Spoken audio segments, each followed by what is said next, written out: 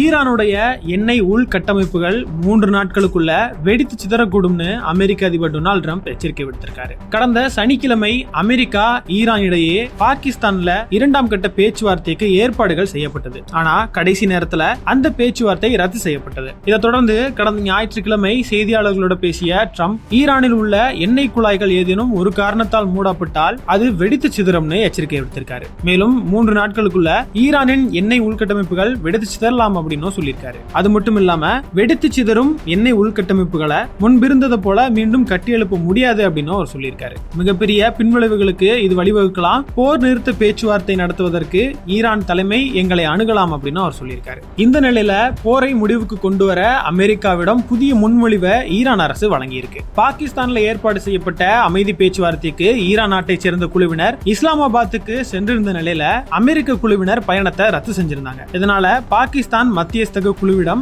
புதிய முன்மொழிவை ஈரான் வழங்கியிருக்காங்க. அப்படி அமெரிக்காவிடம் வழங்கிய இந்த புதிய முன்மொழிவுல 3 நிலைகளை ஈரான் குறிப்பிட்டிருக்காங்க. முதல்ல போர் முழுமையா நிறுத்தப்பட வேண்டும், ஈரான் மற்றும் லெபனான் மீது தாக்குதல் நடத்தக்கூடாது என்பதை உறுதி செய்ய வேண்டும்னு அவங்க சொல்லியிருக்காங்க. 2வது கட்டமா அமெரிக்க படைகள் பின்வாங்கப்பட்டு ஹோர்முஸ் நீரிணை திறக்கப்பட்டு கடல்வழி போக்குவரத்து சீர் செய்யப்படணும்னு சொல்லியிருக்காங்க. இந்த 2ம் நடந்தா இறுதியாக அணு ஆயுத உற்பத்தி நிறுத்தம் குறித்து அமெரிக்க குழுவிடம் ஈரான் விவாதிக்கும் அப்படின்னு சொல்லப்பட்டிருக்கு. ஆனா அணு ஆயுத உற்பத்தியை முழுமையாக நிறுத்துவோம்னு ஈரான் அறிவித்தால் மட்டுமே போர் நிறுத்தம் செய்யப்படும்னு அமெரிக்கா மீண்டும் மீண்டும் தெரிவித்து வருவது குறிப்பிடத்தக்கது. அதனால ஈரானுடைய இந்த புதிய முன்மொழிவை அமெரிக்கா ஏற்குமா அப்படின்றதுல குழப்பம் நிலவி வருது.